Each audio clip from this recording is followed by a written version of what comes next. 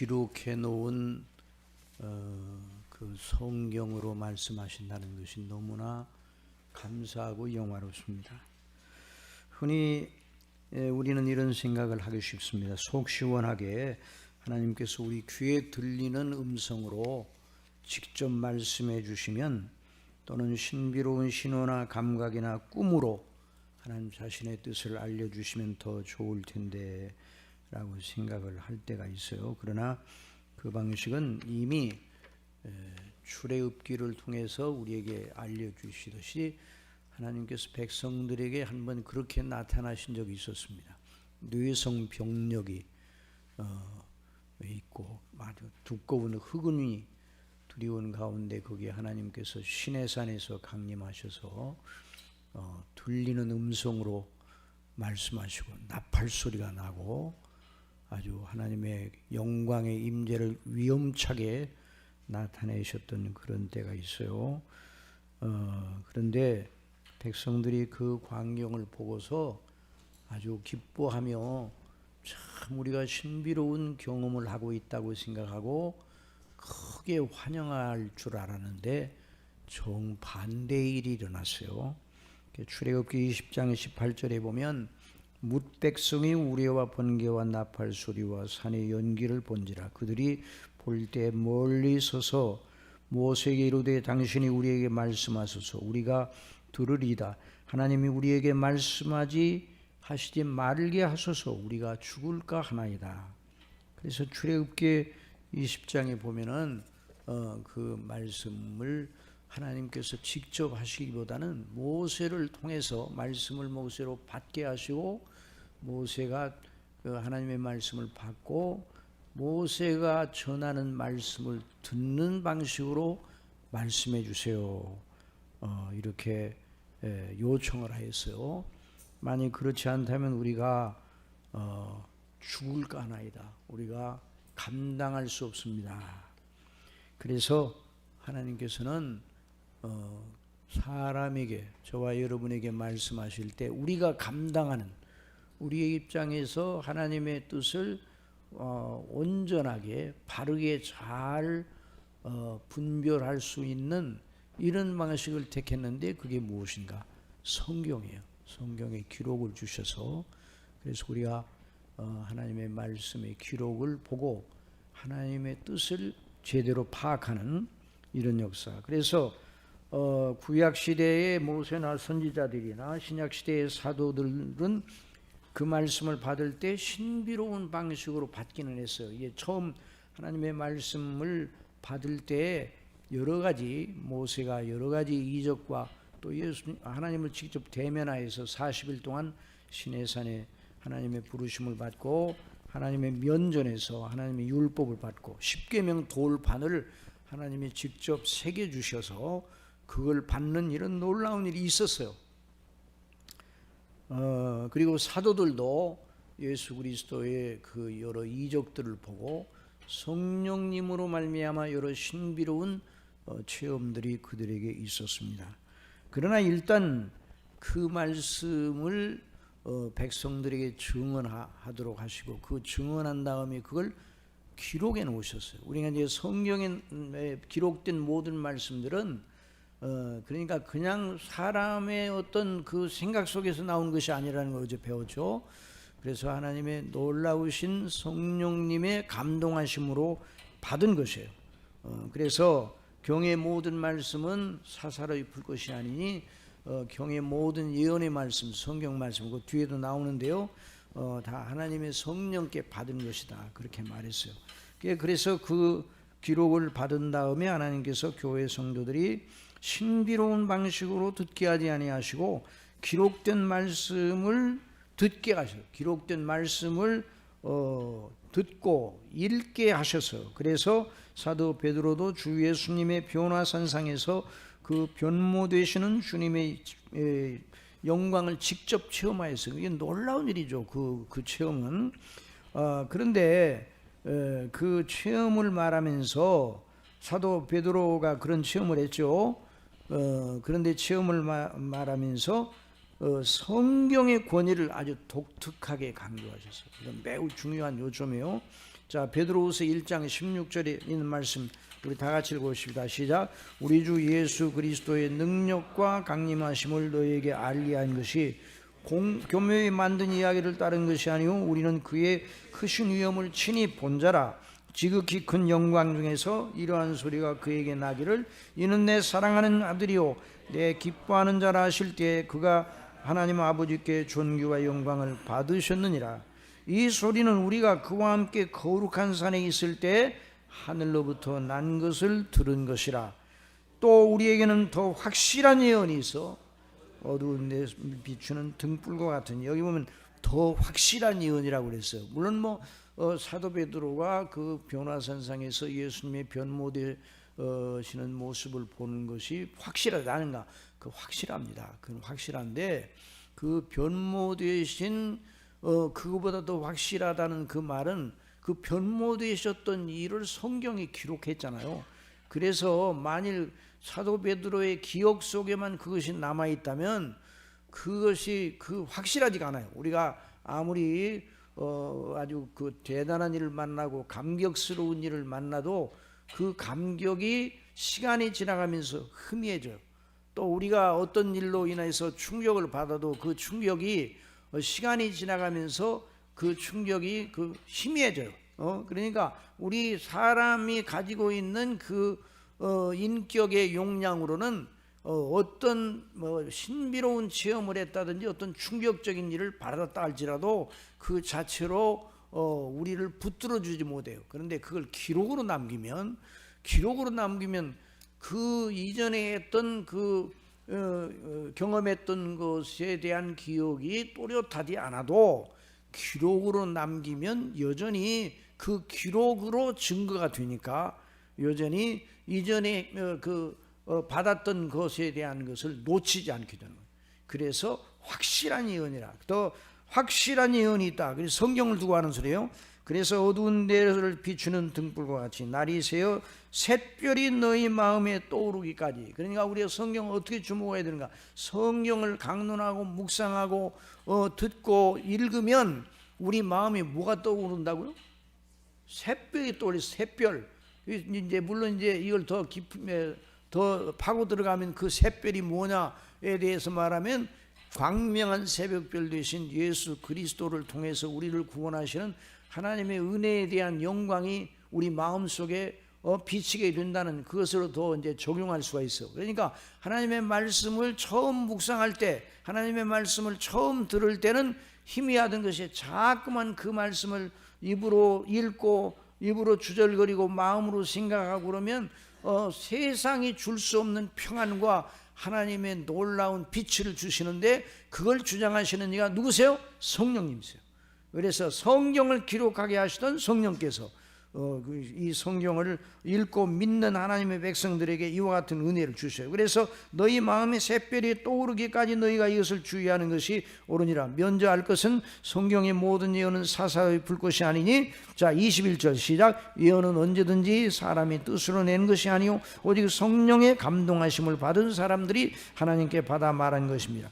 우리가 늘 강조하지만 예수님께서 마귀의 시험을 이겨내실 때에도 늘 뭘로 이겼다고요? 여러분, 마귀와 대항하시는 예수님, 마귀와 예수님이 게임이 되질 않아요. 예수님은 하나님이신데 마귀와 상대가 됩니까? 만약에 완력으로 했다면 그냥 단순간에 가루로 만들 수도 있어요. 그런데 하나님께서 마귀의 시험을 받도록 예수님 줄이신 다음에, 그때는 예수님이 시험을 받으실 때 신적인 그런, 여전히 하나님이셨음에도 불구하고 신적인 권능과 신성을 발휘하는 대신 인성으로, 물론 하나님이셨어요 여전히. 그런데도 인성적인 차원에서 그걸 받아내셨어요. 그래서 40일 줄이고 목마르신 상태에서 그런 일을 당하셨어요. 그러니까 보통 시험이 아니었죠. 그때 이제 마귀가 여러 가지, 내가 하나님의 아들이거든, 이 돌들로 떡덩이가 되게 하라, 또 높은 데서 뛰어내리라, 그리고 세상 영광을 보여주면서 나한테 경배하면 다 너에게 주겠다, 이런 여러 가지의 제안을 하면서 시험을 할 때 우리 예수님께서 무엇으로 이기셨는가? 기록되었을 때. 뭐라고요? 기록되었을 때. 언제나 성경으로 이기셨어요. 성경으로.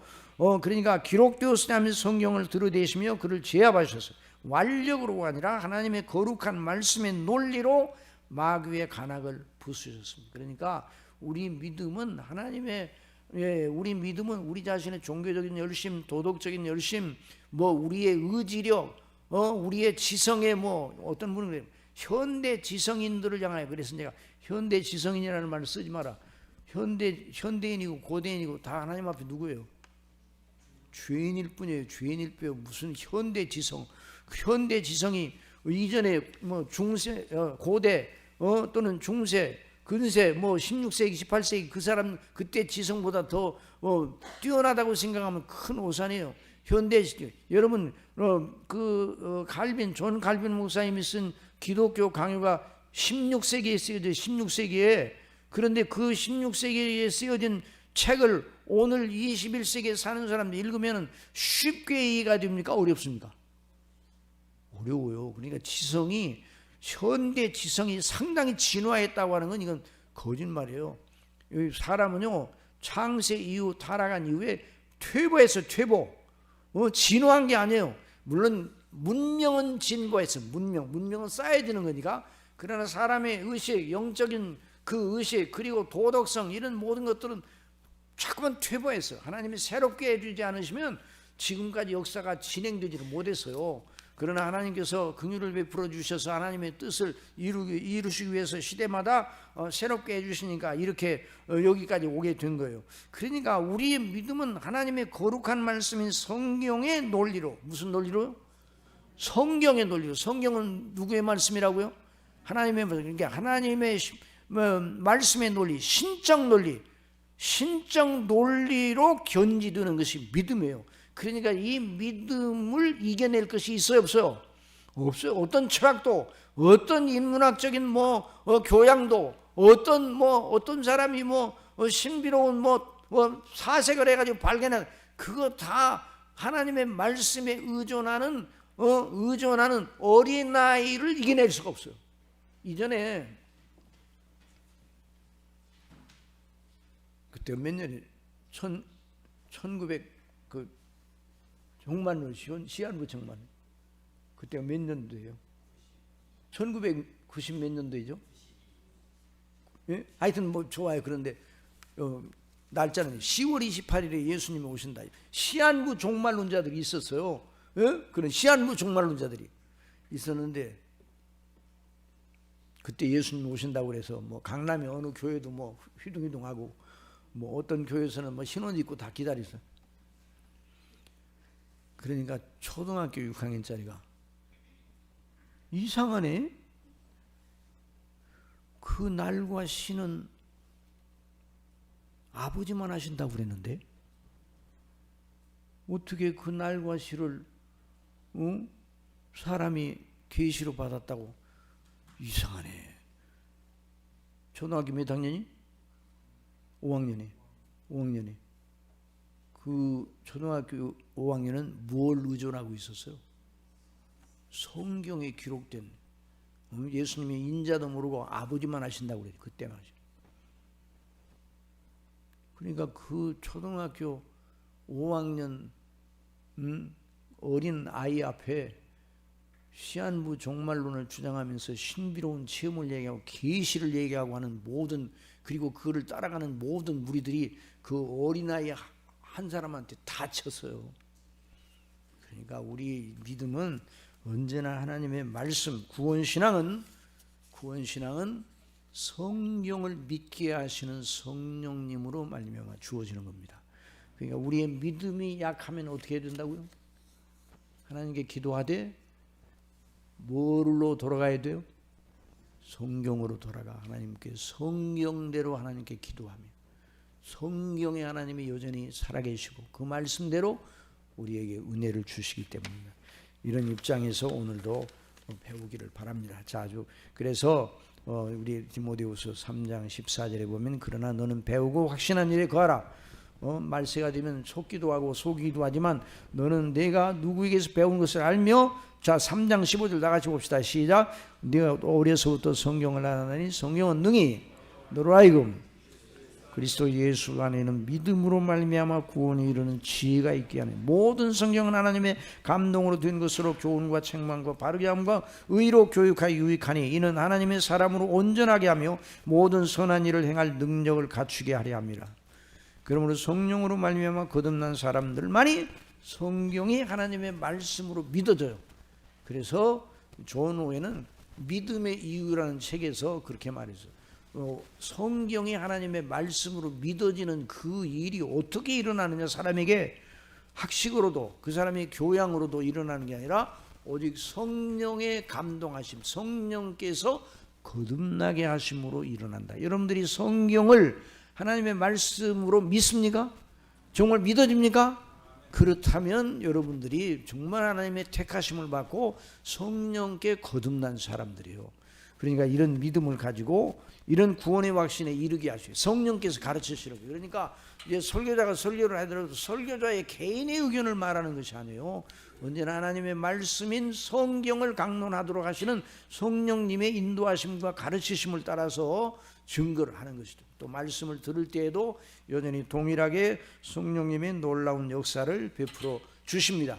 오늘 여기 참석한 분만 아니라 또 댁에서 텔레비전을 통해서 이 예배에 참석하며 말씀을 듣는 사람들 모두에게 성령께서 기름 부으심을 주시기를 바랍니다. 저도 여러분도 다 같이. 자, 이제 이런 심정을 가지고 우리는 어제 이제 죄가 하나님과 인간의 의롭고 화평하고 영화로운 관계를 어지럽혔고 중대한 파국이 일어났고 사람이 죄로 말미암아 멸망하게 되었다. 죽고 멸망하게 되었다. 그런데 하나님께서 그 사람을 그 죄 가운데 그대로 내버려 두지 아니하시고 넌 어디 있느냐 물으시고 그 다음에 그를 불러내시고 그에게 그 죄에 대한 문책과 형벌과 인간 조건을 명시하시고, 그런데 그보다 더 먼저 뭐를 말씀해 주시는가? 여자의 후손을 통해서 구원해 주실 계시를 먼저 말씀해 주셨어요. 그러니까 창세기 3장은 어제 말씀드린 것처럼 깜깜한 밤 같은 그런 장이에요. 가장 어두운 장이 창세기 3장입니다. 그런데 여전히 그 어둠을 밝히는 광명한 새벽별 누구시라고요? 여자의 후손 그리스도셔요. 그걸 이제 우리가 오늘 이제 더 배우게 돼요. 자, 그래서 의로우신 창조주 하나님, 인간의 생명의 원천이시고 인간의 영원한 교제의 상대이신 하나님을 대항하여 불순종하는 반역이 죄예요. 그러니까 여러분 성경, 이 성경의 복음, 기독교는 인간의 표피적인 문제, 인간의 문화, 인간의 정서 이런 걸 터치하고 이런 것을 건드려 가지고 사람을 조금 낫게 하는 것이 아니에요. 사람을 개선시키는 게 아니에요.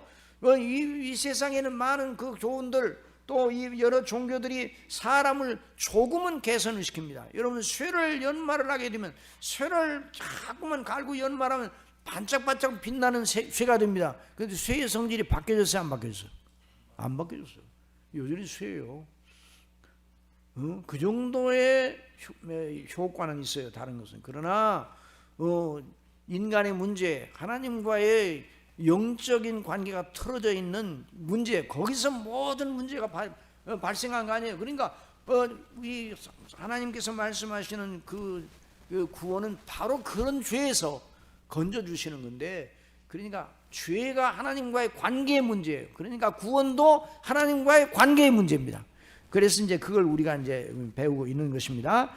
그래서 이 죄는, 아담의 죄는 단순한 실수가 아니라 의도적이고 고의적이고 반역적이었어요. 왜냐하면 아담이 원의를 가지고 있어 하나님을 알만한 것이 충만하였고 하나님의 영광과 그 신성이 만물에 충만히 밝혀져 있기 때문에 하나님을 대적하고 하나님을 오해하고 하나님을 불순종하는 것은 어쩌다 된 일이 아니에요. 어쩌다 된 일이 아니에요.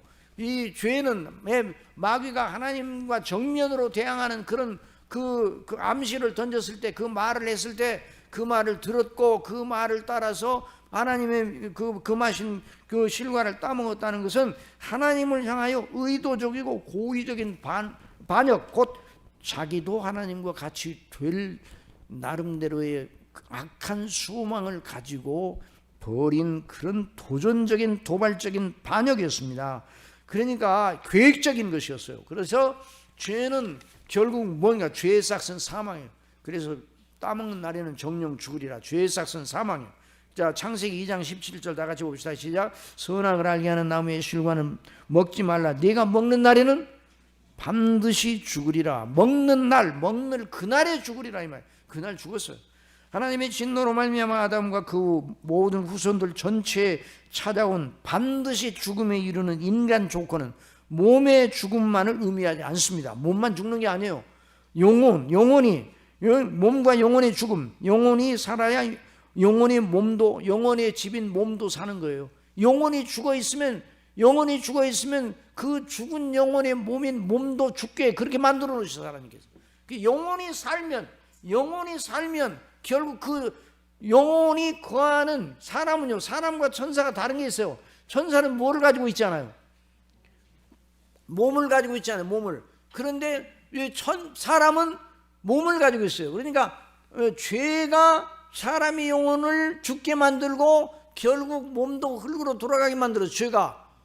그런데 구원도 영혼이 다시 살죠. 그러니까 그 영혼만으로 구원하고 영혼만으로 영원토록 존재하게 되는 게 아니에요. 구원이라는 게. 하나님께서 의도하신 구원은 무엇까지 구원해요?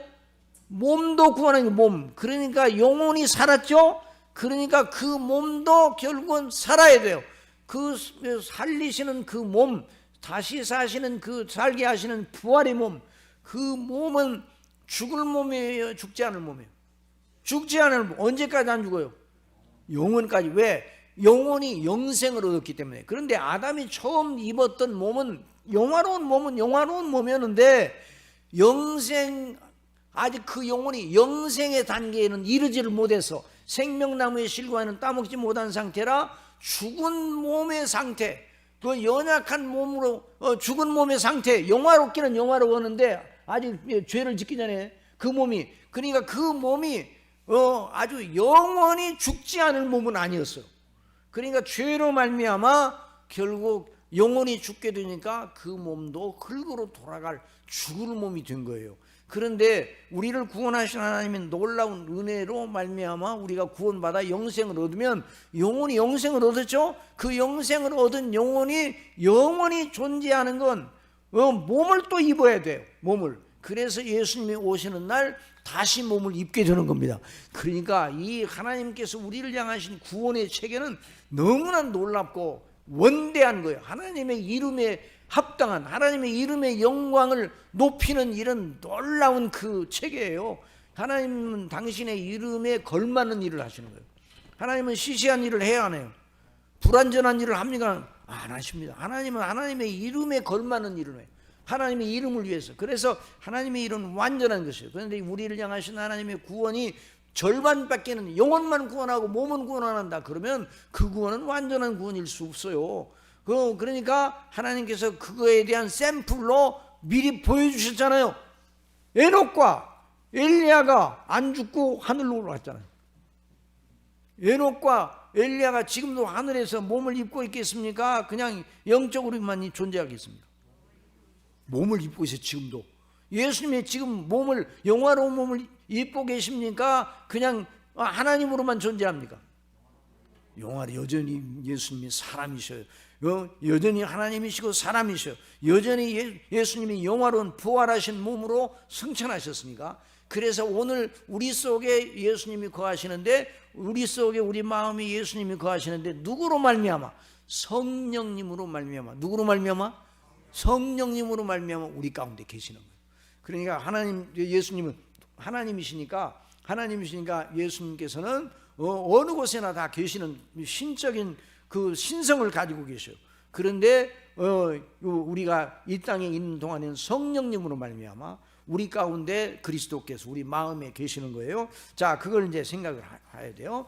그러니까 이와 같이 영혼이 죄로 말미암아 죽었는데 몸도 죽게 돼요. 그래서 하나님께서 우리를 그리스도 안에서 구원하시려면 영혼뿐만 아니라 몸을 구원해요. 자, 그런데 이제 그러니까 이 세상에 우리가 살 때 이런 놀라운 구원의 영광이 아직 완성되지 아니한 구원의 계획이 완료되지는 않았어요. 예, 왜냐면 몸이 완전하지는 못하니까 결국 죽으니까. 그러니까 이 세상에는 조건, 인생 조건을 하나님께서 범죄한 인생들에게 아담과 그 후손들에게 주셨어요. 자, 인간 조건. 자, 창세기 3장 16절부터 쭉 읽어봅시다. 시작. 또 여자에게 이르시되 내가 내게 임신하는 고통을 크게 더하리니 네가 수고하고 자식을 낳을 것이며 너는 남편을 원하고 남편은 너를 다스릴 것이니라 하시고, 아담에게 이르시되 내가 내 아내의 말을 듣고 내가 내게 먹지 말라 한 나무의 실과를 먹었으니 땅은 너로 말미암아 저주를 받고 너는 내 평생에 수고하여 야 소산을 먹으리라. 땅이 내게 가시덤불과 엉겅퀴를 낼 것이라. 내가 먹을 것은 밭의 채소인즉 내가 흙으로 돌아갈 때까지 얼굴에 땀이 흘러야 먹을 것이니 내가 그것에 취함을 입었으므로 너는 흙이니 어디로 돌아가요? 흙으로 돌아갈 것이야. 이것이 인간 조건이에요. 이 세상에 사는 사람들은 이 땅에 태어나자마자 살기는 사는데 결국 죽을 인생이에요. 흙으로 돌아간 인생. 자, 그래서 아담이 그 아내의 이름을 하와라 불렀으니 그는 모든 산자의 어머니가 됩니다.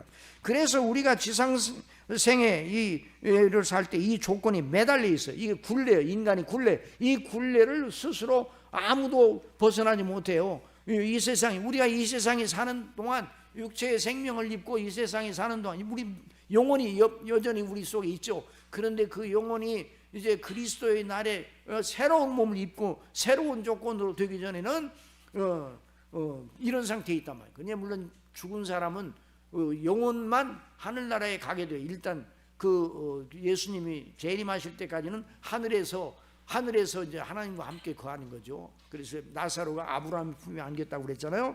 자, 그래서 이걸 이제 생각을 해서 우리를 포함한 모든 인생들이 다 이 조건에 굴레 아래 있어요. 자, 그러니까 영혼은 죽어 하나님과의 교제가 끊겨져 있어서 하나님의 영원한 진노 아래 처하게 되었습니다. 이것이 바로 지옥 형벌이에요. 지옥이 있어야 돼요? 없어야 돼요? 반드시 있어야 돼요. 지옥이 왜 있는가? 지옥은 하나님의 진노의 불이 꺼지지 않고 영원히 타오르는 것입니다. 지옥은 하나님의 공의를 거스린 죄를 지은 인간과 마귀와 그 졸개들인 귀신들, 악한 천사들이 자기들의 죄행에 대한 하나님의 진노를 영원히 당하는 곳이에요. 영원한 형벌. 많은 사람들은 지옥의 존재를 희미하게 생각합니다. 그러나 지옥은 반드시 있어야 합니다. 왜? 하나님은 살아계시고 하나님의 공의가 여전히 효력을 발하고 있기 때문입니다. 자, 하나님의 공의, 한번 따라서 하나님의 공의. 여러분, 하나님의 공의, 하나님의 속성 가운데 하나님의 공의가 매우 중요합니다. 하나님의 공의, 우리를 예수님 안에서 하나님께서 구원하신 건 하나님의 공의를 무시한 것입니까? 아니에요. 하나님의 공의를 만족한 거예요. 그래서 어제 우리가 하나님과 인간과의 관계, 하나님께서 인간을 존재하게 하시는데 하나님과의 관계를 어떤 관계에다 넣으셨다고 그랬어요? 언약 관계. 무슨 관계? 언약 관계에서 언약 관계. 그래서 모든 인생들 언약 관계에서 언약 관계. 그런데 언약 관계가 뭔가? 바로 행위 언약이에요. 그래서 아담에게 이 선악을 알게 하는 나무의 실과를 따먹지 말라. 따먹으면 정령 죽으리라.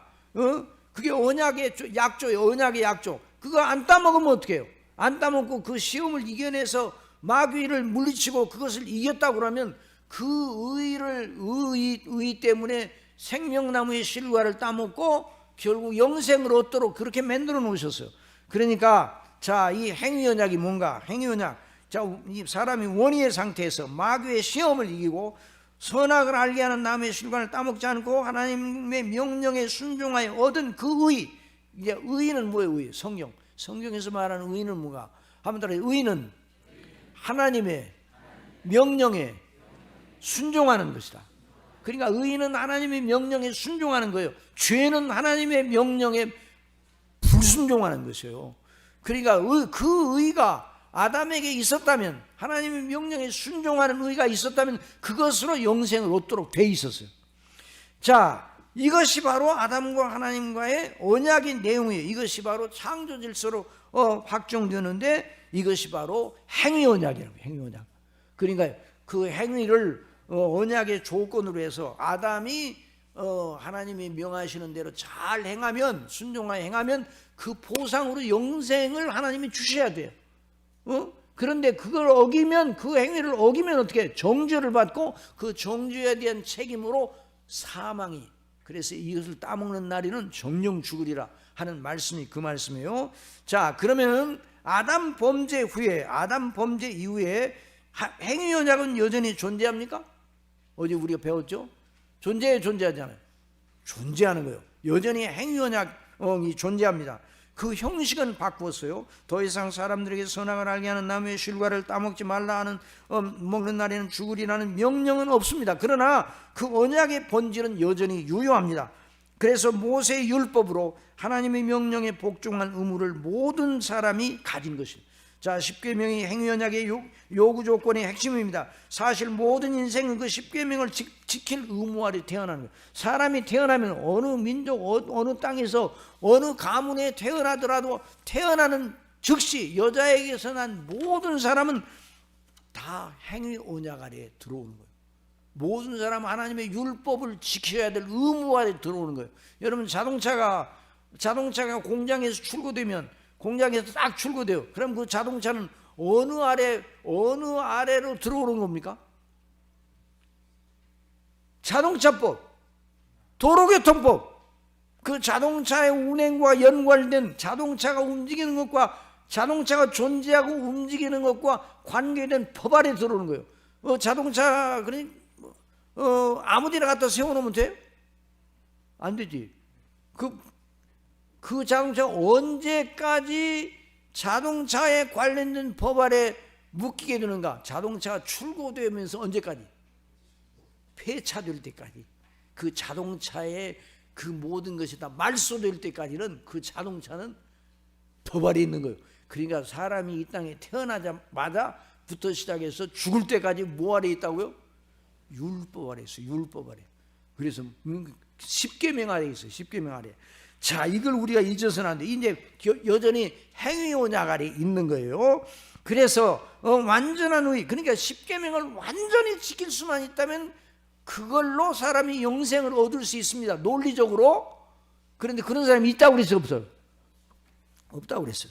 그래서 만일 그걸 지키지 못하면 죄를 지은 것이 되고 그것이 죽음이 되는 거예요. 죄의 삭은 죽음입니다.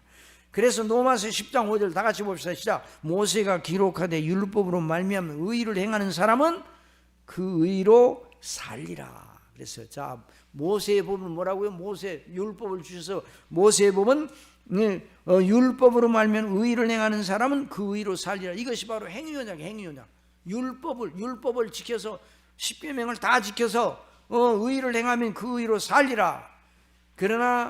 그래서 레위기 18장 5절에 너희는 내 규례와 법도를 지키라. 사람이 일을 행하면 그로 말미암아 살리라. 나는 여호와니라. 이렇게 말씀하셨어요. 자, 로마서 2장 13절 다 같이 봅시다. 시작. 하나님 앞에서는 아직 안 띄웠어요? 응? 그 로마서 2장 13절.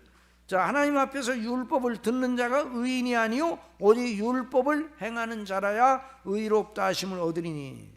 자, 그리고 하나님의 성문율법, 자, 율법을 두 가지로 말했어요. 한 달에 성문율법, 모세와 십계명 돌판을 통해서 주신 모세 율법, 기록된 율법이에요.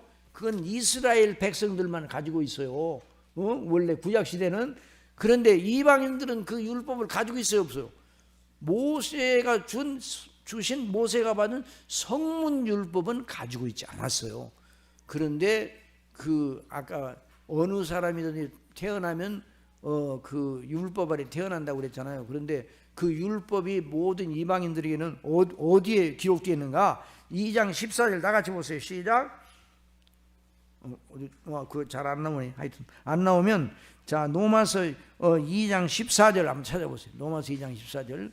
거기 이제 팜플렛도 나오는데, 아니 팜플렛 나오는데 그냥 이거 찾아요. 로마서 2장 14절 다 같이 읽어봅시다. 시작. 여기 나오네요. 율법은 이방인이 본성으로 율법의 의를 행할 때에는 이 사람은 율법이 없어도 자기에게 율법이 되나니 이런 이들은 그 양심의 증거가 되어 그 생각을 서로 혹은 고발하여 혹은 변명하여 그 마음에 새긴 뭐라고 그랬어요? 마음에 새긴 율법의 행위를 나타내죠. 그러니까 율법에는 두 종류가 있어요. 따라서 성문율법, 기록된 율법이란 말이에요. 말씀 10계명, 여기 여러 규례들이 있잖아요. 그 율법이에요. 기록된 율법이에요. 그런데 마음에 새긴 율법이 있어. 모든 사람들이. 자, 그러면 기록된 율법과 마음에 새긴 율법의 그 정신은 같겠습니까? 차이 있습니까? 같은 거예요. 그래서 같은 거예요. 그래서 지금도 사람들은 태어나면서부터 행위원약 아래 있는, 사람들은 하나님을 알든 모르든 하나님의 율법과 계명 아래 태어나는 것입니다. 심지어 우리 구주 예수님도 원죄는 없으시지만 여자에게서 태어났으니 예수님이 어느 아래 오신 거예요? 율법 아래 오신 거예요. 예수님이 율법을 지킬 의무가 있어요, 없어요? 예수님이 율법을 지킬 의무가 있어요, 없어요? 예수님 자신을 위해서는 있어요, 없어요? 없어요. 그런데 예수님이 여자의 후손으로 태어나서 사람이 되셨잖아요. 그러니까 예수님은 마리아의 동정녀 마리아에게 성령님으로 잉태되어 태어나시는 순간 예수님은 하나님 율법, 모세 율법에 순종할 의무 아래 자신을 놓으신 거예요. 예수님도 아시겠어요? 그래서 예수님이 평생 율법을 지키셨어요, 안 지키셨어요? 이 세상에 십자가에 못 박혀 죽으시가 지키셨어요, 안 지키셨어요? 계명을 지키셨어요. 그래서 그 모든 예수님의 그 율법과 계명을 지키신 것을 가리켜서 능동적 순종이라고 합니다. 그런데 이 능동적 순종을 부인하는 사람이 있는데 정신 나간 사람들, 그 사람들 정신. 그런데 하여튼 그래서 율법을 지키셨어요. 갈라디아 4장 4절 다 같이 시작. 때가 참에 하나님이 그 아들을 보내사 여자에게서 나게 하시고 율법 아래 나게 하셨다. 그래서 율법의 의무 아래 나게 하셨다. 어느 집에 아기가 태어나면 즉시 하나님의 계명을 순종해야 될 자리로 들어온 거예요. 그러므로 본질적으로 인생은 율법의 요구를 완전하게 이행하여 그 의로 영생을 얻고 율법의 요구를 이행하지 못하고 죄를 지으면 그 죄로 인하여 사망에 이르게 되어 있어요. 이것이 생의언약의 법인데 오늘날도 그 법은 유효합니까? 유효하지 않습니까? 유효하다니까요. 오늘날 그러니까 예수 그리스도를 믿지 아니하는 사람들이 심판을 받은 것은 뭘로 말미암아 심판을 받는가? 율법의 판단을 받아가지고 심판을 받는 거예요. 그걸 잊지 말아야 돼요. 자, 그래서 야고보서 2장 10절. 근데 어느 정도 율법을 지켜야 되는가? 다 같이 봅시다. 시작. 누구든지 그 온 율법을 지키다가 그 하나를 범하면 모두 범한 자가 되나니 간음하지 말라 하신 이가 또한 살인하지 말라 하셨으니 내가 비록 간음하지 아니하여도 살인하면 율법을 범한 자가 되느니라. 그러므로 모든 인생들은 태어난 সময়부터 즉시로 이 율법의 요구를 이행할 의무 아래 태어나 그 요구를 만족시켰느냐 아니냐에 따라서 심판받게 되어 있어요. 이걸 모르고 인생들이 살고 있어요. 이걸 모르고 사람들이 그냥 이걸 모르고 이 세상에 있는 모든 것 조건 속에서 좀 좋은 조건 속에 살면 복 있다고 생각하고 살고 있어요. 그러니까 모든 인생에 이 조건이 있는데 자기를 저촉할 법이 율법이라는 걸 모르고 죄가 무엇인지 그래서 모르는 거예요. 그래서 율법을 왜 주셨는가? 또 죄가 무엇인지 알기 위해서 주신 거예요. 알도록 하시기 위해서. 그래서 사람이 성령님으로 말미암아 거듭나게 되면 그 율법이 요구하는 바에 따라 자기가 그 율법을 순종해야 되는데 나는 못하는구나 하는 그래서 죄에 대한 각성을 하게 되는 거예요. 죄에 대한 각성. 이걸 이제 청교도는 conviction of sin이라고 했어요. 죄에 대한 각성. 내가 정말 죄인이구나 하는 그런 그 죄에 대한 그 각성과 그것 때문에 고통스러워하는 그런 단계를 주신다는 것이에요. 자, 그래서 오늘날도 역시 그 법이 행위언약의 법이 이런 형식을 가지고 여전히 유효하다는 것을 알아야 돼요. 우리가 예수님 믿고 구원받는 이치를 제대로 알려면 이걸 먼저 알아야 돼. 이거 행위언약의 이 엄중성과 유효성을 모르면 구원의 확신도 다 그 잘못된 거예요. 이런 것들 모르는데 나는 구원받았다. 그러면 그 논리가 빈약한 거예요. 그러니까 행위 언약이 뭔가? 그래서 성경은 예수님을 보내시기 전에 모세를 먼저 보내셔서 율법 아래에 있는 인생의 조건이 무엇인가를 알게 하신 것이죠. 그래서 로마서 2장 6절 다 같이 봅시다. 시작. 하나님께서 각 사람에게 그 행한 대로 보응하신다. 여기 보세요. 행한 대로 보응하신다고 그랬잖아요. 그럼 어떤 분이 로마서 강의를 하는데 어떤 학생이 이거 목사님 행위로 구원받는다는 소리 아니에요? 아니지, 그 말이 아니라 원래 하나님과 인간 사이의 본질적인 관계는 행위 언약 아래 있어서 행한 대로 보응하셔서 영생을 주시기로 그게 창조 질서 속에 놓여 있다는 그 말이에요. 그것이 여전히 유효하다는 그 말이지. 어떤 사람이 자기 행함으로 구원받는 사람, 로마서가 행함으로 구원받는 걸 가르쳐요? 믿음으로 은혜로 구원받는 걸 가르치잖아요. 그런데 왜 로마서 2장 이걸 말했는가? 모든 인생의 본질적으로 하나님 앞에 이런 입장이 있다는 거예요. 이걸 먼저 알아야 영생 얻고 구원받는 비밀이 무엇인가를 알게 되는 거예요. 그래서 각 사람이 참고 선을 행하여 영광과 존귀와 썩지 아니함을 구하는 자에게는 뭘로 하시고? 영생으로 하시고. 그러니까 오늘날 참고 선을 행하여 영광과 존귀와 썩지 아니함을 진실로 구하여 그것이 하나님 앞에 인정받는 사람이 있는가? 그러면 그 사람은 그 행함으로 영생을 얻을 수 있어. 그런 사람이 있습니까? 없습니까? 있어요? 없어요? 없어요. 의인은 없나니? 하나도 없다. 그러니까 다만 이 원리를 말하는 거예요. 오직 당을 지어 진리를 따르지 아니하고 불의를 따르는 자에게는 진노와 분노로 하시리라. 악을 행하는 각 사람의 영에는 환난과 곤고가 있으니 먼저는 유대인이고 그리고 헬라인에게며 선을 행하는 각 사람에게는 영광과 존귀와 평강이 있으니 먼저는 유대인에게요 그리고 헬라인에게라. 이는 하나님께서 외모로 사람을 취하지 아니하시므로 무릇 율법 없이 범죄한 자는 그 2장 12절 다 같이 읽어보세요. 시작. 무릇 율법이 없이 범죄한 자는 또한 율법이 없이 망하고 무릇 율법이 있고 범죄한 자는 율법으로 말미암아 심판을 받으리라. 이것이 바로 인생의 모든 입장이에요. 그러니까 이런 입장에서 인생이 멸망하지 않고 영생을 소망이 있습니까? 전혀 없어요. 이런 상태에서 그 모든 사람들이. 그래서 로마서 5장 12절 다 같이 시작. 그러므로 한 사람으로 말미암아 죄가 세상에 들어오고 죄로 말미암아 사망이 들어왔나니 이와 같이 모든 사람이 죄를 지었으므로 사망이 모든 사람에게 이르렀느니라.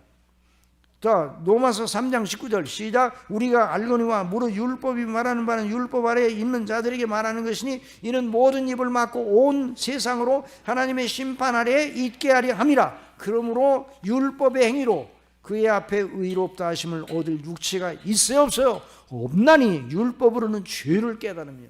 그러니까 율법을 바르게 공부할 필요가 있는 건 인생이 하나님 앞에 진노를 받을 수밖에 없는 죄인이라는 걸 깨닫도록 하는 거니까. 그래서 루터는 율법의 작용이라고 그래가지고 로우워크라고 해가지고 율법을 바르게 가르쳐야, 칼빈도 역시 마찬가지예요.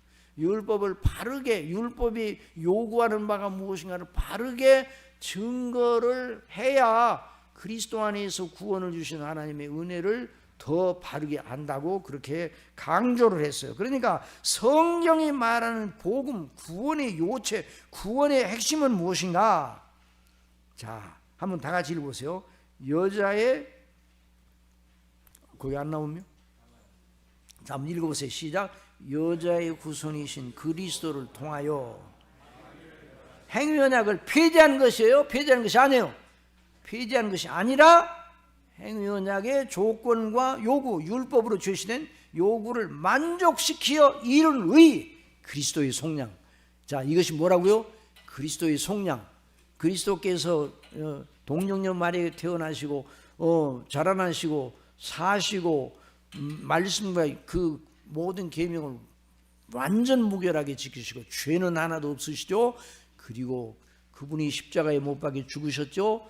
장사한 지 사흘 만에 다시 살아나셨죠. 승천하셨죠. 하나님 우편에 계시죠. 다시 오시죠. 이 예수님 일련의 그 모든 예수님의 행사 전체가 바로 행위 언약 아래 있는 인생들을 구원해 내시는 은혜의 실체예요. 그러니까 그게 속량의 은혜, 속량.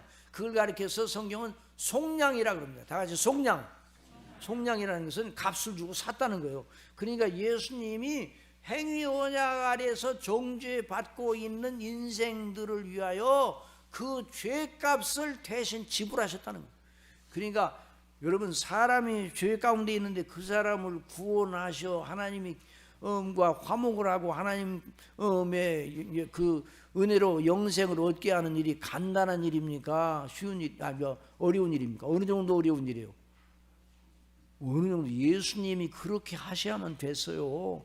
예수님이 하나님의 아들, 만약 그렇게 어려운 일이 아니면 예수님이 성육신 하실, 사람이 되실 필요가 없었어요. 천사들 보내서 하실 수도 있는 일이란 왜 예수님이 직접 오셨겠어요? 그러니까 우리를 구원하신 하나님의 놀라운 일은 간단하게 된 일이 아니에요. 그래서 성경은 이를 가리켜 뭐라고 말하는가? 새로운 창조. 무슨 창조요? 새 창조라게, 뉴 크리에이션, 새로운 피조물. 그러므로 누구든지 그리스도 예수님 안에 있으면 누구예요? 새로운 피조물이라. 이전 것은 지나갔으니 보라 새 것이 되었다. 이렇게 말씀하셨어요. 그러니까 저와 여러분이 예수님 믿고 구원받은 일은 거대한 일입니다. 작은 일이에요. 저와 여러분이 구원받은 일은 작은 일이 아니에요. 저와 여러분의 구원을 위해서 지불된 값은 어느 정도 값이라고요? 우주 전체를 팔아도 안 되고 오직 예수님이 피를 흘리셔야만 하는 그 대가였어요.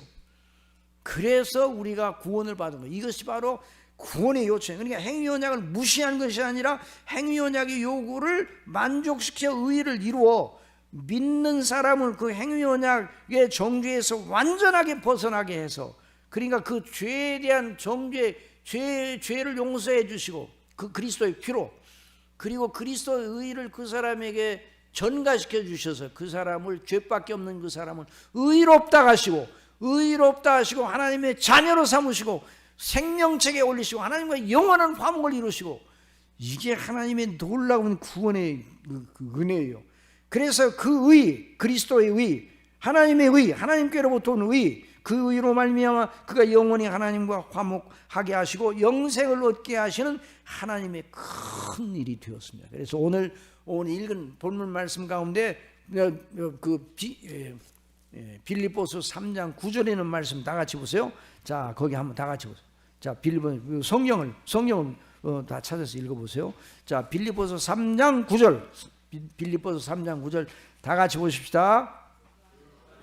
그 안에서 발견되려 하면 내가 가진 의는 율법에서 난 것이 아니요 오직 그리스도를 믿음으로 말미암은 것이니 곧 믿음으로 하나님께로부터 난 의라.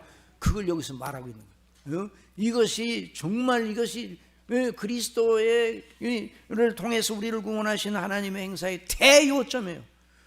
이 의, 그러니까 이 의의 효력과 은혜와 영광 안에 거하는 사람이 바로 하나님의 사람이고 바로 그리스도 안에서 발견된 사람이에요. 그걸 이제 오늘 우리가 배우고 있는 거예요. 자, 그래서 너무 놀랍잖아요. 그러니까 이 영생, 그래서 하나님과 영원한 화목을 이루었고 영생을 얻게 하셨어요. 이것이 하나님의 큰 일이에요. 그의 거대한 것이죠. 그 실로 하나님의 이름을 위하여 이루신 하나님의 큰 일이에요. 하나님의 나라의 백성은 오직 이렇게 구원받은 사람이, 하나님께서 죄에서 우리를 완전하게 구원하시고 더 이상 타락하여 지옥에 떨어지지 않게 하셨어요. 다시 유혹을 받는 일이 없어요. 구원받은 사람은.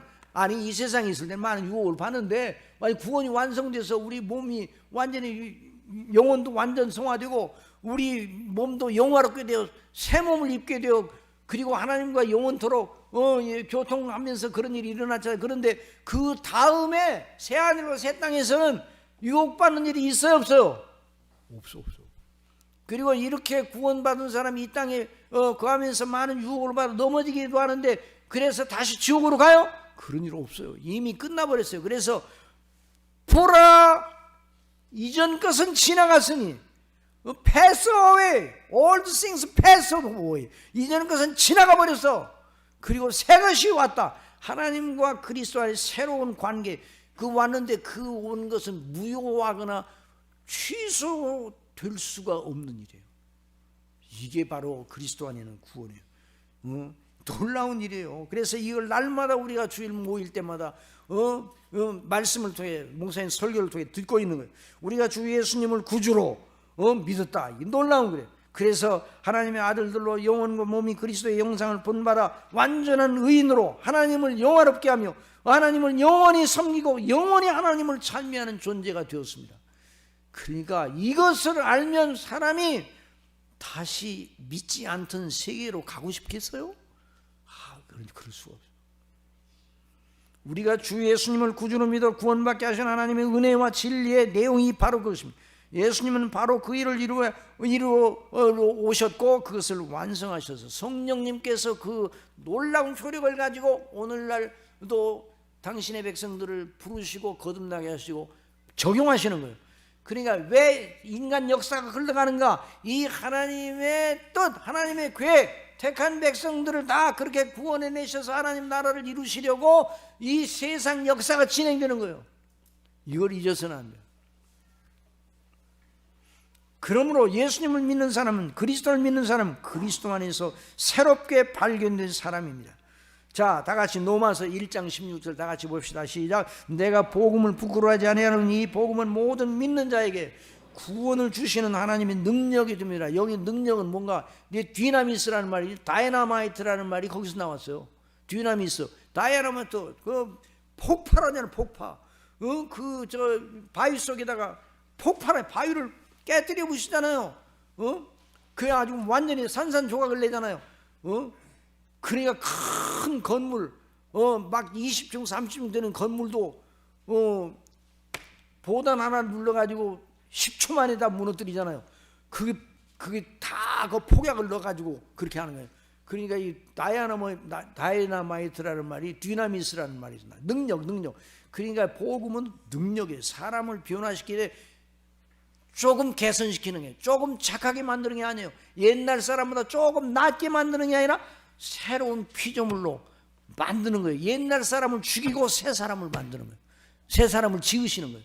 그래서 이 능력이에요. 그냥 인간의 그냥 논리가 아니에요.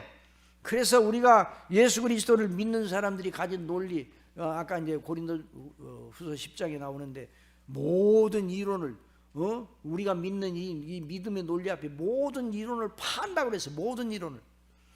자, 그래서 복음을 이 복음 모든 믿는 자의 구원을 주신 하나님의 능력이 됩니다. 먼저는 유대인의 교 그리고 헬라인의 교다. 자, 17절 다 같이 봅시다. 시작. 복음에는 뭐가 나타났어요? 하나님의 의가 나타나서. 뭐가 나타났다고요? 하나님의 의. 그러니까 복음의 요점은 뭐라고요? 하나님의 의. 뭐라고요? 하나님의 의. 하나님께로부터 온 의. 그 하나님, 우리의 의가 아니라 우리가 뭘 행해가지고 우리가 뭘 지켜가지고 쌓은 공적을 가지고 하나님 앞에 서게 하는 그런 논리, 그런 논리는 통하지 않아요. 그런 논리는 다 이미 끝나버렸어. 그런데 하나님께서 우리를 그 자리에서 건져주시되 어떻게? 우리의 행위의 여부에 관계없이 하나님께서 마련하신 의, 그 의의 놀라운 역사, 바로 그리스도와 우리 주 예수 그리스도와 그 십자가에 못 박히심의 진리, 그게 바로 의거든요. 그것의 이제 중심, 거기에다가 이제 포인트를 맞춰야 돼요.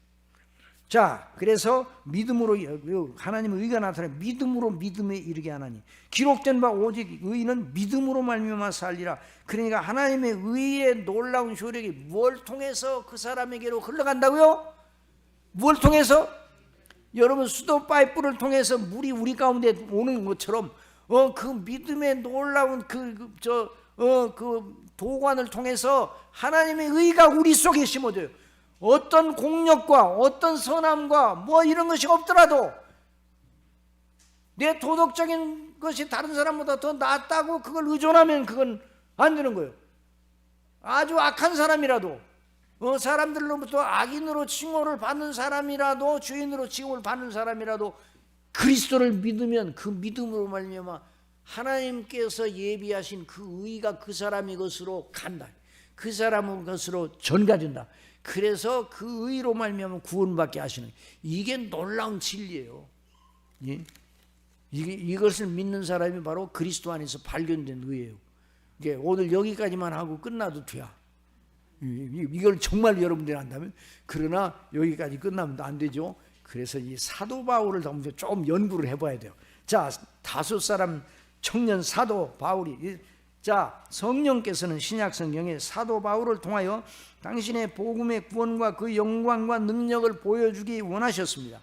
그래서 우리는 오늘 빌립보서의 본문을 통하여 그의 구원에 대하여 배우며 우리 자신에게 적용하게 하시는 성령님의 역사를 간절하게 소원합시다. 자, 먼저 우리는 성령께서 사도 바울을 소개하는 방식을 주목합니다. 성경에 나오는 인물들이 아브람, 다윗, 다니엘, 여러 사람들이 많잖아요. 또 성경에는 또 악인들도 나와요. 그래서 하나님께서 은혜를 주셔 구원받은 사람들의 본보기를 보여주시기도 하고, 어떤 데는 하나님께 멸망받을 사람들의 그 샘플도, 그 예도 보여주시는 거예요. 그래서 바른 믿음을 갖도록 해주시는데, 이 사도 바울을 소개하는 방식을 보면요, 누가가 기록했어요. 누가복음도 누가가, 그리고 사도행전도 누가가 기록했는데 성령께서 누가로 하여금 사도행전을 기록하게 하셨어요. 그런데 사도행전 전체 28장의 기록 중 거의 절반이 사도 바울이 행한 일입니다. 야, 이 사도 바울의 일이 말이에요. 사도행전 전체 중에 절반 이상이야. 그런데 성령의 인도하심을 받은 누가가 사도 바울로 알고 있는 사람을 처음 어떻게 소개했는가, 누구로 소개했는가? 자, 처음 사도 바울의 이름이 사울이라는 이름으로 나오는데, 자, 사도행전 7장 55절. 자, 다 같이 읽어봅시다. 시작. 스데반이 성령 충만하여 하늘을 우러러 주목하여 하나님의 영광과 및 예수께서 하나님 우편에 서신 것을 보고 말하되, 보라, 하늘이 열리고 인자가 하나님 우편에 서신 것을 보노라 한데, 이게 최초의 순교의 장면이요. 그들이 큰 소리를 지르며 귀를 막고 일제 그에게 달리들어 성 밖으로 내치고 돌로 칠세. 증인들이, 마땅히 죽어야 마땅하다고 하는 증인들이 있었어요. 그 증인들이 누구의 발 앞에 옷을 던졌어요? 옷을 벗어 사울이라는 청년의 발 앞에 두니라. 이 말은 정말 우리 구주 예수님과 예수님을 믿는 모든 이들을 하나님의 율법대로 반드시 죽여 없애거나 유대사에 활동하지 못하게 할 자로 여긴 사람이었다는 말이에요. 이 사람. 그러니까 사울이라는 청년이 그런 청년이었어요. 응? 그렇게 여기는 유대교에 속한 자들 중에 가장 큰 열심을 부리는 사람이 사울이었어. 빌립보서 3장 5절에 나는 8일 만에 할례를 받고 이스라엘 족속에 베냐민 지파요, 히브리인 중에 히브리인이요, 율법으로는 바리새인이요, 열심으로는 교회를 박해하고 율법의 의로는 흠이 없는 자라. 그는 다음과 같이 생각하였음에 분명합니다. 이단 괴수 예수님을 이단으로 봤어요. 이단 괴수 예수는 죽었으니 이제 끝이 났다. 예수님이 죽으셨잖아요. 예수님이 죽으셔서 사울이 스데반을 죽는데 증인에 앞장섰는데, 그때 사울의 생각은 예수님은 죽어 끝이 났다 이 말이에요. 예수님은 죽어 끝이 났는데 예수를 추종하던 이단을 따르는 그 사람들이 떠들어대면서 예수가 살았다고 막 떠들어대고 있잖아요. 그 전도도 하고, 그를 추종하는 무리들은 그가 다시 살아 승천하여 하나님 우편에 계시다고 믿고 있다. 이 썩어빠진 놈들아, 이런 식으로 그런 식으로 이 사울이라는 청년이 예수님 믿는 사람을 생각하고 있었단 말이에요. 그러므로 하나님께서 내게 주신 사명 중에 가장 큰 사명은 예수쟁이들을 박멸하는 것이죠. 이게 바로 사울이 가졌던 생각이에요.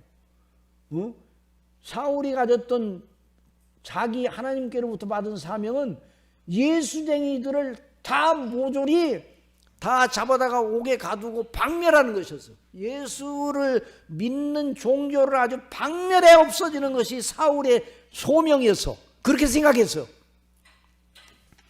그가 바리새인이라고 했으니 사람들로 가장 경건한 사람들 중 한 사람으로 인정을 받았어요. 그리고 그의 학문도 남의 추정을 불허할 정도, 그래서 자기 학문을 자랑을.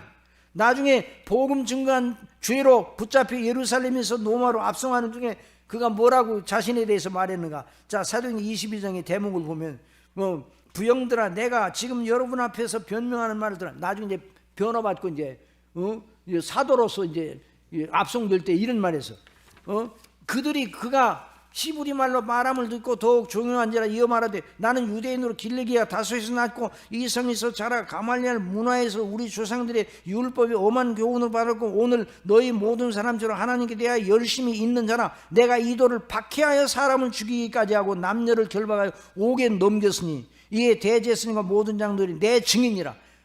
또 내가 그들에게서 다메섹 형제들에게 하는 고문을 받아가지고 거기 있는 자들도 결박하여 예루살렘으로 끌어다가 형벌을 받게 하려고 가더니 그랬어요. 그러니까 예전에 사울이 이런 사람이었어요. 이것으로 봐 우리는 이런 결론을 내릴 수 있습니다. 당시 세상에서 누가 예수님을 믿기 가장 어려운 사람 하나를 고르라면 누구를 고르겠어? 누구를 골랐겠어요? 사울을 골랐겠죠. 사울이 가장 예수님 믿기 어려운 사람이다. 예?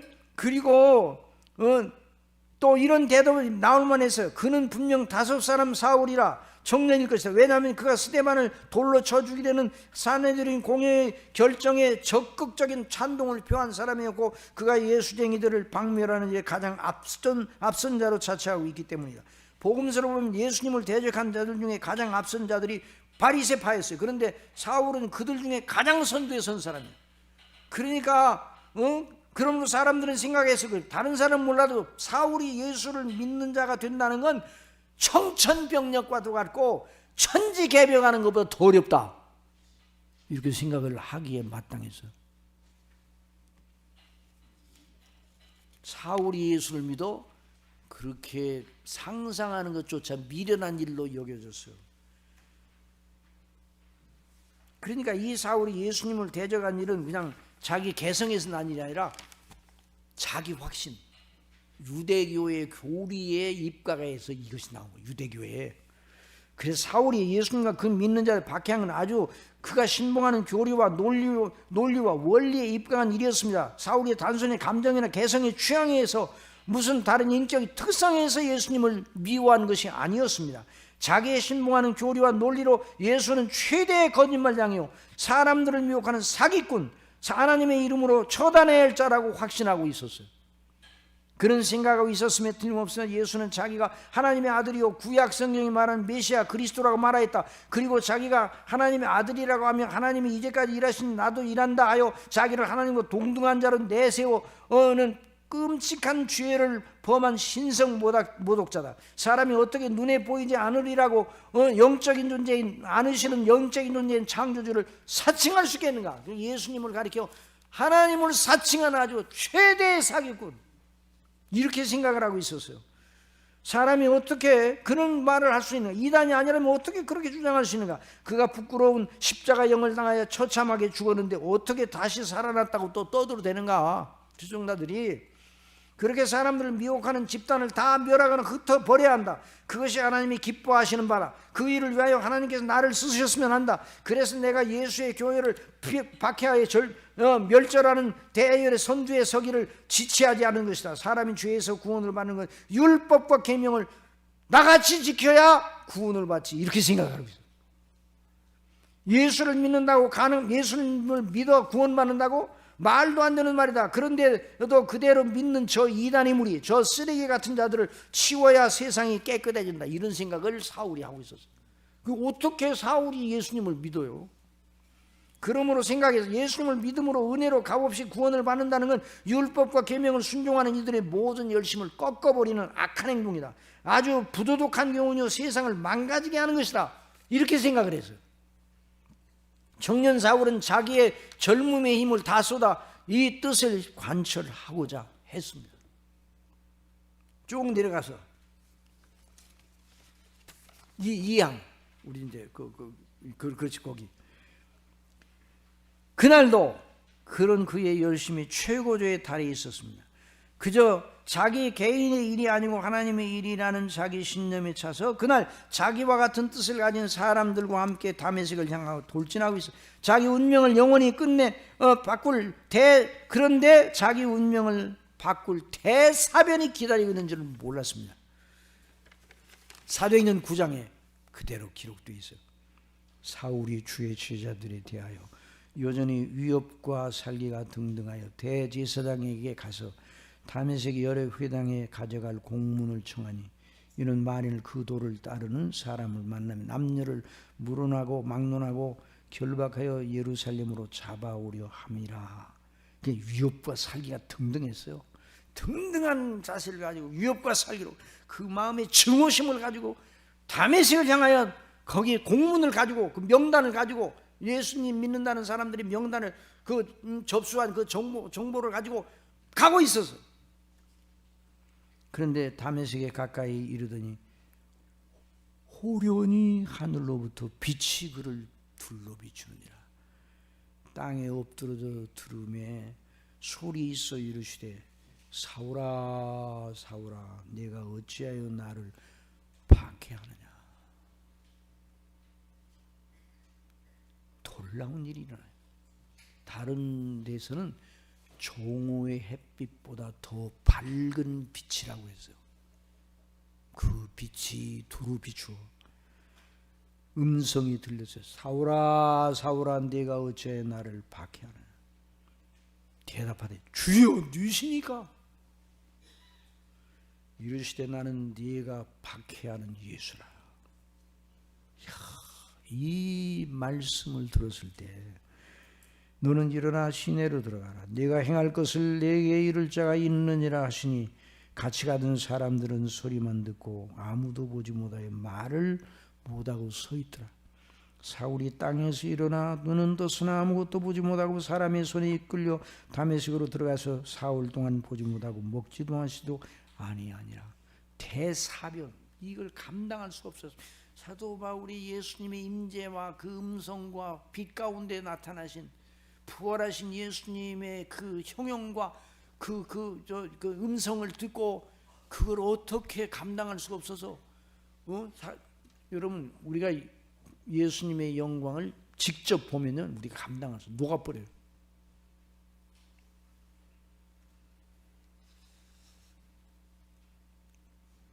성경에 기록된 일은 그 일에 연관된 인물이 누구냐에 관계없이 사랑하시는 백성 모두에게 주시는 하나님의 말씀이에요. 그러니까 왜 우리가 이 대목을 읽어야 되는가?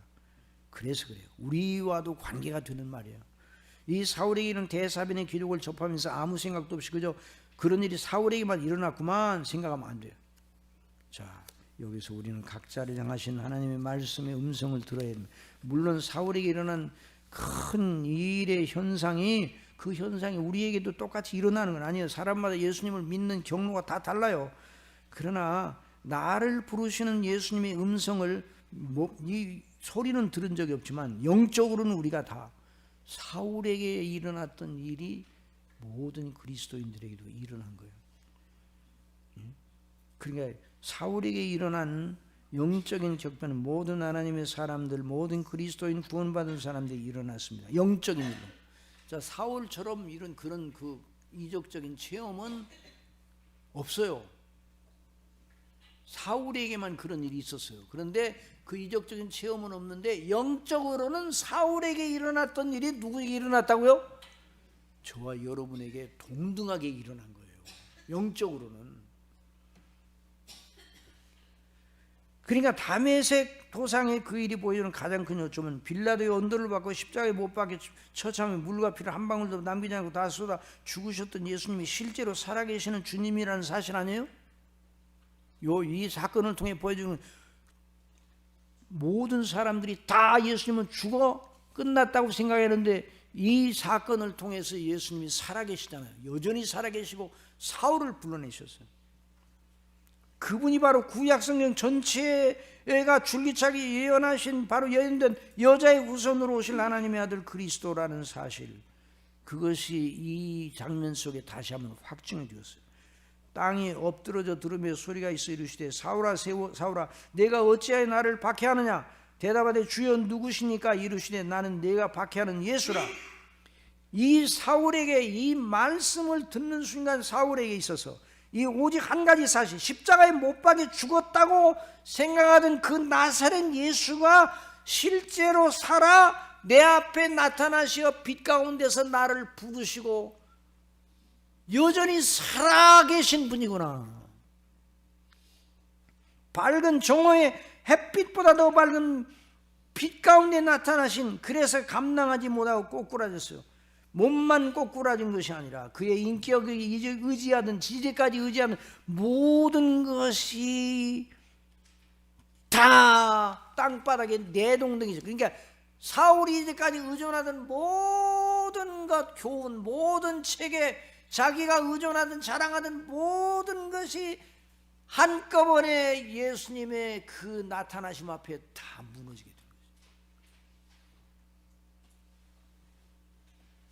유대교의 모든 교리체계, 자기 확신에 차서 하나님을 섬기는 최일선에 있었다는 자부심, 그의 자부심, 나는 바리새인 중에 바리새인이라는 자랑, 나는 가멜레 문화에서 배웠다고 뽐내던 자기의 율법의 지식과 학식, 자기는 율법에 비추어 흠이 없다고 자랑하던 자기의 도덕성, 모든 것, 이 모든 것 전체가 아무것도 아니구나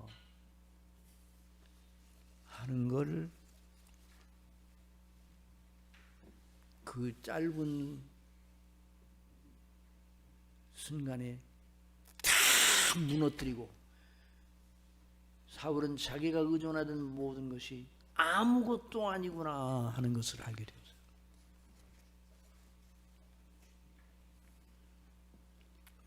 정말 완전하게 무의미하고 배설물 같고 거름점이 같구나. 그래서 빌립보서 3장에서 7절 다 같이 읽어봅시다. 빌립보서 3장 7절, 성경을 다 읽어봐요. 다 같이 읽어봅시다. 시작. 그러나 무엇이든 내게 유익하느니 내가 그리스도를 왜 다 해로 여길 뿐더러 또한 모든 걸 해로 여기면 내 주 그리스도를, 예수님을 아는 지식이 가장 고상하기 때문에 내가 그를 위하여 모든 걸 잃어버리고 배설물로 여기면 그리스도를 얻고 그 안에서 발견되리라.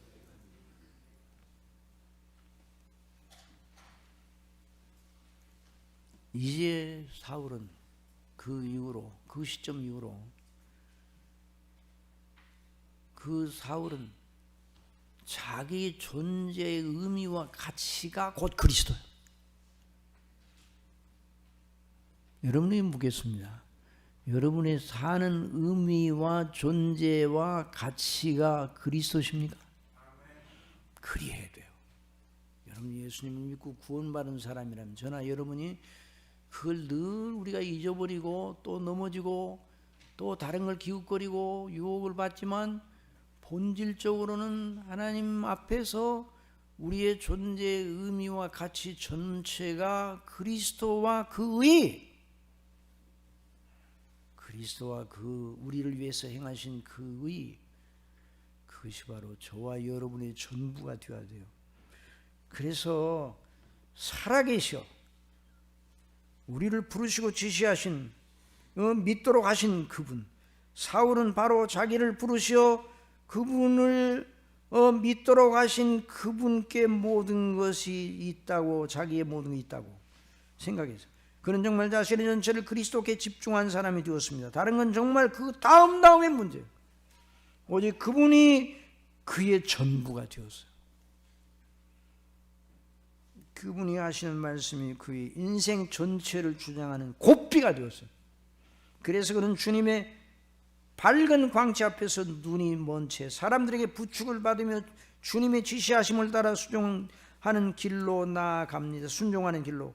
이에 대제사장과 모든 장들이 내 증인이라 내가 그들에게서 다메섹 형제들이 가는 공문을 받아가지고 거기 있는 자들도 결박하여 예루살렘으로 끌어다가 형벌받게 하려고 가더니 가는 중 다메섹에 가까이 갔을 때 오정쯤 되어 호련히 하늘로부터 큰 빛이 나를 둘러 비침에 내가 땅에 엎드러져 들으니 소리 있어 이르되 사울아 사울아 내가 왜 나를 핍박하느냐 박해하느냐 하시거늘 내가 대답하되 주여 누구시니까 하니 누구시니까 하니 이르시되 나는 내가 박해하는 나사렛 예수니 예수라 하시더라. 나와 함께 있는 사람들이 빛은 보면서도 나에게 말씀하시는 예 소리는 듣지 못하더라. 다 같이 22장 10절 20절 시작. 내가 이르되 주님 무엇을 하리까? 자, 이 질문에서 제가 이제 무엇을 해야 되겠습니까? 다 알았습니다. 자기에 의존하던 모든 것, 자랑하던 모든 것, 폐설물과 분토처럼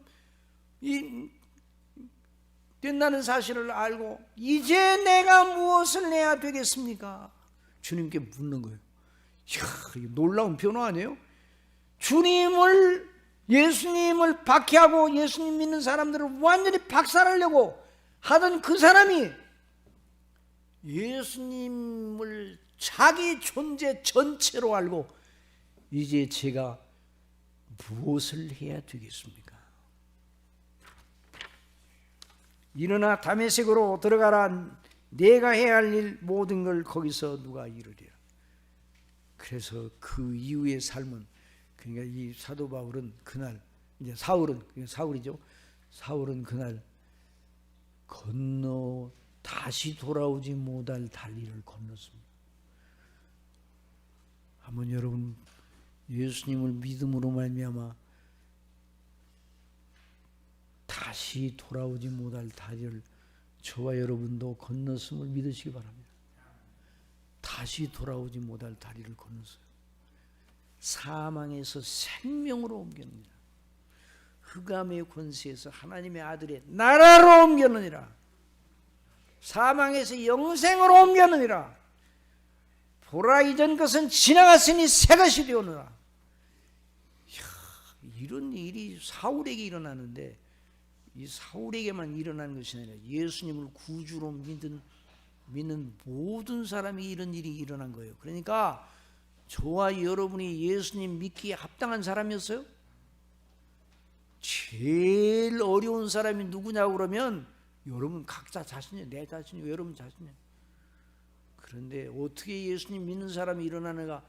다메섹에서 일어난 그 현상은 없었지만 다메섹에서 사울을 불렀던 그 예수님께서 우리를 말씀을 통해, 전도자를 통해, 설교자를 통해 부르셔서 내가 너를 위하여 십자가에 죽고 다시 산 네 구주 예수니라 말씀을 통해서 우리에게 그 음성을 들려주신 거예요. 그럴 때 그 음성을 우리가 들을 길을 주셔서 주여 누시니까 나는 네가 4대 성인 중에 한 사람으로만 알고 있는 예수니라. 나는 하나님의 아들 너의 구주시니라. 너를 위하여 내가 십자가에 못 박혀 죽었고 다시 살았고 너를 위하여 하나님 우편에서 기도하고 계시고 너를 위하여 약속한 대로 다시 오어 너의 흙으로 돌아간 죽은 몸도 영화롭게 하리라. 하나님의 놀라운 부르심이 우리 속에 일어난 것입니다. 여러분 참 놀라운 일 아니에요? 그래서 이제 그에게는 하나님의 이름이 영화롭게 되고 그리스도의 이름이 영화롭게 되는 것이 그의 존재의 의미가 되었습니다. 빌립보서 1장 20절. 자, 이 빌립보서 1장 20절 다 같이 봅시다. 시작. 나의 간절한 기대와 소망을 따라 아무 일이든지 부끄러워하지 아니하고 지금도 전과 같이 온전히 담대하여 살든지 죽든지 내 몸에서 그리스도가 존귀하게 되게 하리 아니하니 이는 내게 사는 것이 그리스도니 죽는 것도 유익함이라. 야, 사람이 이렇게 말하면요, 이렇게 진실로 이렇게 말할 수 있다면 내가 죽는 것이 내가 사는 것이 그리스도니 내가 죽는 것도 유익하다. 그리스도를 위해서 내 전체가 바로 그분 안에 있다. 그분이 나의 전부요. 그분이 있음에 내가 있다. 어느 우리나라 시인 중에 그대에 있음에 내가 있고 그러는데 사람들 속에서는 그런 말을 하다가도 몇 년 못 가요. 그대에 있음에 내가 있다. 사랑의 고백을 하는데 그 고백이 나중에 그대에 있음에 내가 죽는다. 그래가지고 고통당하는 인생들이에요. 그런데 여기서는 뭐예요? 예수님을 향하여 그리스도가 계심에 내가 있습니다. 내가 사는 것이 그리스도십니다. 어떻게 이런 변화가 일어나요? 그러니까 이런 말을 하면 못하지만 사람이 진짜 예수님 믿는 사람이 되고 구원받는 사람이면 그 사람에게 벼락이 떨어지고, 벼락, 하늘로부터 좋은 의미의 벼락이 떨어져 가지고 돌을 닦다가 된 일이 아니에요. 다메섹의 도상의 대사변은 사울에게만 일어났지만 영적인 면에서는 저와 여러분에게 똑같이 일어났어요. 대사변이 일어난 거예요. 어떻게 이전에 내가, 만약 어떤 사람이 내가 옛날에도 착한 일을 하려고 많이 애를 썼거든요. 그런데 예수님 믿고 나서 더 착한 사람이 되었어요. 그러면 아직도 그 사람이 자기가 예수님 믿는 사람이 아니라는 걸 증거하는 거예요. 여러분, 예수님 믿고 자기가 구원받은 사람은 이렇게 말합니다. 나는 이전에 꽤 괜찮은 사람인 줄 알았더니 정말 나는 죄인 중에 교수요, 하나님의 진노 아래고 지옥의 자식이었다.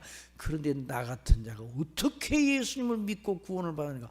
오직 하나님의 의, 그리스도께서 나를 위해서 행하신 그 의. 그러면 내가 가진 의는 내가 잘해서, 율법에 의해서 행위를 잘해서 선행을 해서 얻은 의가 아니라 그리스도를 믿음으로 말미암아 하나님께로도 난 일, 곧 그리스도께서 이루신 그 의가 바로 내 의다. 이렇게 믿는 사람이에요. 그러니까 예수 그리스도를 믿는 사람은 거듭난 사람. 그러니까 거듭났다는 것은 조금 개선됐다는 게 아니에요. 그러니까 예수님을 믿고 구원받는 일은 옛사람을 개선하여 새 사람으로 만드는 방식이 아니에요. 옛사람을 옛사람을 죽이셔야 돼. 옛사람은 조금도 도움이 안 돼요. 옛사람은 죽여. 하나님과 원수된 사람을 죽이고 하나님과 화목된 사람으로 새롭게 지으신 것이 바로 구원이에요. 예수님이 바로 예수님을 통해서 하나님 아버지께서 그런 계획을 세우시고, 그런데 우리를 어떻게 죽이셨는가? 언제 우리가 죽었어요? 로마서 6장. 여기는 안 나왔는데 이제 시간이 많이 지나가서 이제 오늘 마무리를 지어야 될 것 같아요. 이제 시간이 오바되면 또 안 되잖아요. 자, 그래서 로마서 6장 거기 한번 보세요.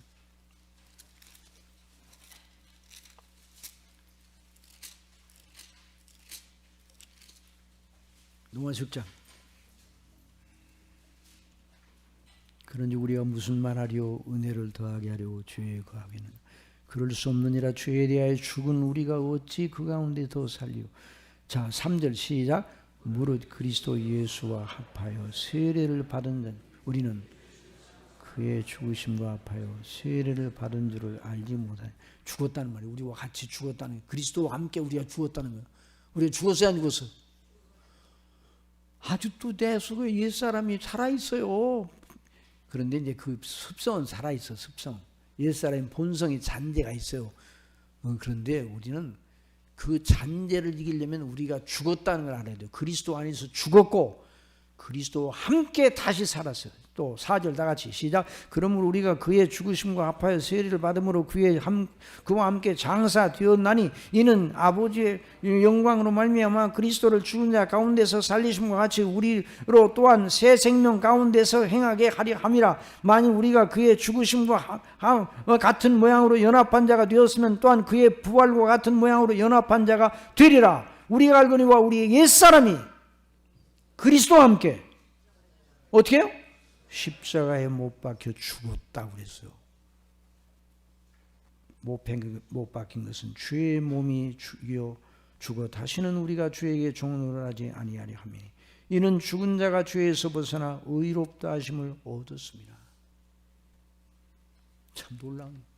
그래서 그리스도의 의로 말미암아 하나님께서 우리를 구원하신 놀라운 도리를 로마서에서 말하고 있는데 이제 그 로마서만 보고 이제 끝나려고 합니다. 로마서 6장, 로마서 3장, 아까 로마서 3장 있는 말씀 보세요. 로마서 3장 10절 보세요. 10절. 로마서 3장 10절로부터 쭉 읽으십다. 큰 소리로 성경을 큰 소리 읽어봐요. 자, 시작.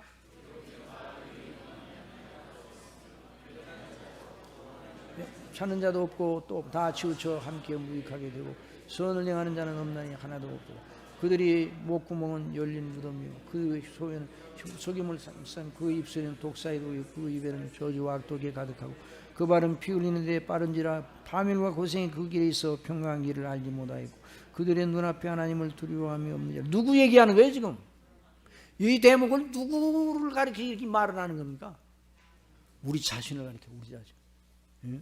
그 다음에 19절 시작. 우리가 알거니와 무릇 율법이 말하는 바는 율법 아래 있는 자들에게 말하는 것이니 이는 모든 입을 막고 온 세상으로 하나님의 심판을 있게 하려 하며 그러므로 율법의 행위로 그의 앞에 의롭다 하심을 얻을 육체가 없나니 율법으로는 죄를 깨달음이라. 이제는 율법에 하나님의 한 의가 나타났으니 율법과 선지자들에게 증거를 받은 것이라. 곧 예수 그리스도를 믿음으로 말미암아 모든 믿는 자에 미치는 하나님의 은이 차별입니다.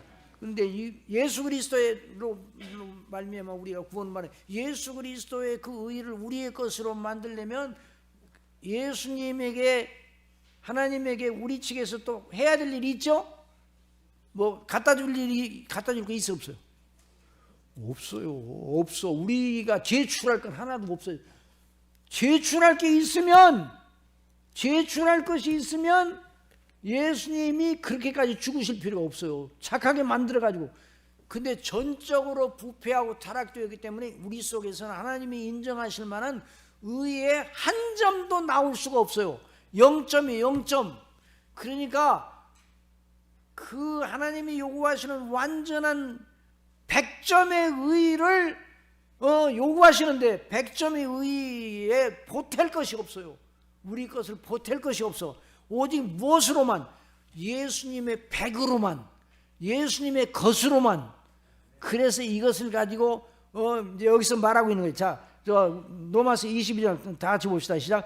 또 예수 그리스도를 믿음으로 말미암아 모든 믿는 자에게 미치는 하나님의 의인이 차별이 없느니라. 모든 사람이 죄를 범하였음에 하나님의 영광이 이르지 못하더니 그리스도 예수 안에 있는 속량으로 말미암아 하나님의 은혜로. 은혜라는 말은 아무것도 우리가 보탠 것이 없어. 값없이 같은 얘기예요. 의롭다 하심을 얻은 자 되었느니라. 그러니까 예수님의 의를 누구의 것으로? 우리의 것으로. 전가라고 해요. 신학적으로 전가요. 제가 문제를 이 전가를 설명하기 위해서 저하고 우리 김진성 집사님하고 권사님들 몇 분하고 목사님하고 또 정순택 장로님하고 그렇게 식당으로 갔어요. 갈비탕이 2만 원이 와갖고 비싸더라고요. 누가 갈비탕 값을 내야 되겠습니까?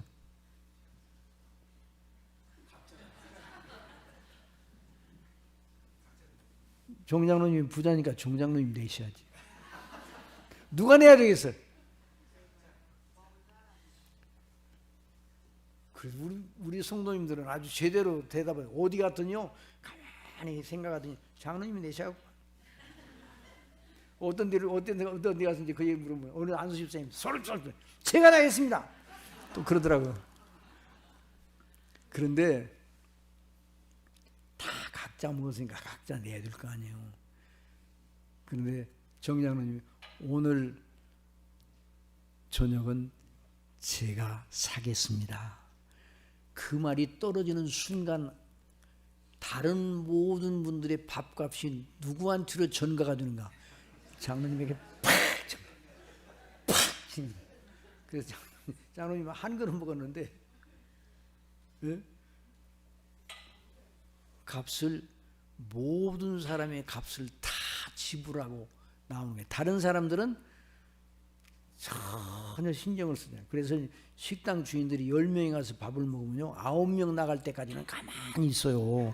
근데 10명까지 나간다 그러면 밥값 누가 내요? 그런다고요. 그런데 한 분이 가서 내면은 9명은 후리 패스 후리 전가의 그 하나의 예야. 우리가 가지고 있는 모든 죄가 누구에게 전가되었어요? 예수님이 전가되고 예수님이 그 죄값을 다 지불하셨어요. 그리고 예수님의 의가 예수님이 이루신 그 의, 율법을 다 이루신 그 의, 율법의 마침이 되셨다고 그래요. 예수님의 의를 우리의 것으로 하나님이 여겨주시고 우리에게 전가시켜 주셔서 그리고 우리를 의롭다고 선포해 주셨어요. 이야, 이 재판정에서 판사가 선고하는 선고가 세상에서도 상당히 효력이 있잖아요. 그런데 이 선고는 하늘 법정에서 아버지께서 선포하신 거예요. 예수 그리스도를 믿는 사람에게 언제 선포하시는가? 예수 그리스도를 구주로 믿는 바로 그 순간에 선포하신 거예요. 그 선포의 효력은 언제까지 가겠습니까?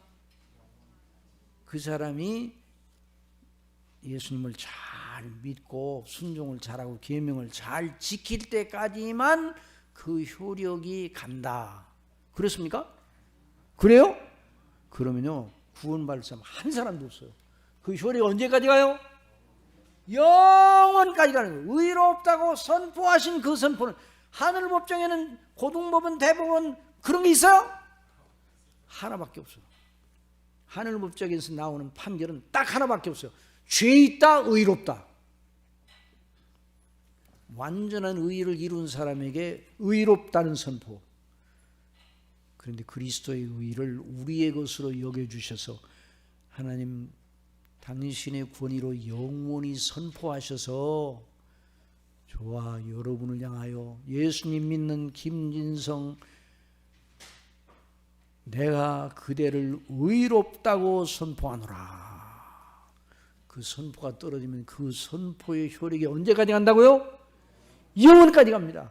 우리가 넘어지고 연약해지고 또 넘어지고 계명을 어기고 그럴 때가 있죠. 그러면 그 효력이 없어지는가? 아니에요. 왜냐하면 그 의롭다는 선포는 내 것을 가지고 한 것이 아니라 누구 것을 가지고? 그리스도의 것을 가지고 하셔서 그것이 바로 하나님의 의예요. 그래서 의롭다 하신 사람. 그래서 25장 26절 읽고 이제 끝나십시다. 자, 25절 3장 25절 26절 다 같이 시작.